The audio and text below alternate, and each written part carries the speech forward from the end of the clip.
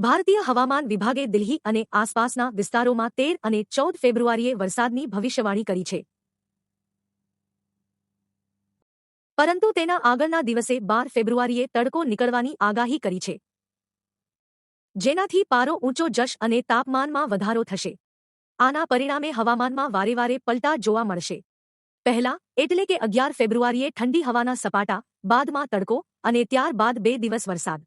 એ જણાવ્યું કે Valentine day દિલ્હીમાં હળવો વરસાદ પડી શકે છે.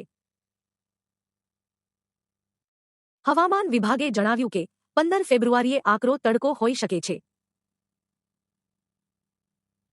જો કે સવારે અને સાંજે ધુમ્મસ હવાની શક્યતા પણ વ્યક્ત કરી છે. કાશ્મીરના લોકોને શીતલહેરમાંથી થોડી રાહત મળી છે.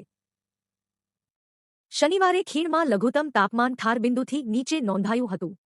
અધિકારીઓએ માહિતી આપી કે ઉત્તરી કાશ્મીરમાં ગુલમર્ગ સ્કીઇંગ રિસોર્ટમાં તાપમાન 0 થી નીચે 7 ડિગ્રી, પહલગામમાં -8.6, કોકેરનાગમાં -3.7 ડિગ્રી, જ્યારે કાઝીગુંડમાં -5.8 ડિગ્રી નોંધાયું હતું. જમ્મુ કાશ્મીરની ગ્રીષ્મકાલીન રાજધાની શ્રીનગરમાં તાપમાન 0 થી નીચે 4.9 ડિગ્રી નોંધવામાં આવ્યું હતું.